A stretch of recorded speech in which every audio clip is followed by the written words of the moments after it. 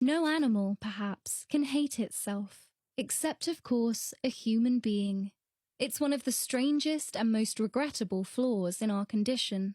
This tendency to self-hatred is not only destructive of our spirit, it constantly undermines our efforts to establish workable relationships, for it is logically impossible to allow anyone else to love us, insofar as we remain obsessed by the thought of our own loathsome natures. Why let another think better of us than we think of ourselves? If anyone did step forward and tried to be kind to us, we would have to despise them with the intensity owed to all false flatterers.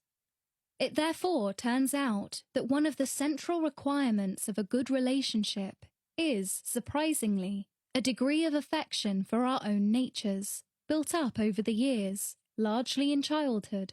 We need a legacy of feeling very deserving of love in order not to respond obtusely and erratically to the affections granted to us by adult partners. Without a decent amount of self-love, the love of another person will always be prone to feeling sickening and misguided, and we will self-destructively, though unconsciously, set out to repel or disappoint it. It is simply more normal and bearable to be rejected.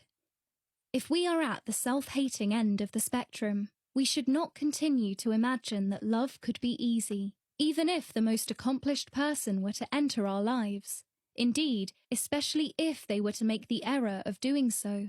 Our underlying disgust at our own being would only create a harrowing conflict.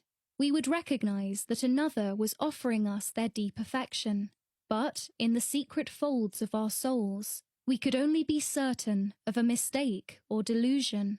We would have to reject, recoil, not follow up, push away, and in 1,000 small and large moves, ensure that a lover would eventually have to align their view of us with our view of ourselves. To begin to counterbalance the hatred, we have to learn to extend compassion to ourselves for our self-lacerating impulses, and remember that how we feel about ourselves is, we can be certain, a bitter legacy of how other people at a formative age viewed and treated us. The adult process of recovery involves grasping that we have indeed absorbed unduly harsh ideas about who we are, but that it is entirely in our power to begin to counteract them by imagining how a better caregiver might have supported us in the past, and how a kind lover might help us in the future. An ideal, compassionate figure at the start would have known never to equate lovability with perfection. They could have cared for us, despite our coming last in the race, our missteps, and our confusions. The phrase self-love misleads us when we imagine that searching for it would mean striving to acquire a conceited, pompous view of ourselves. True release from self-loathing tends to be a great deal more modest.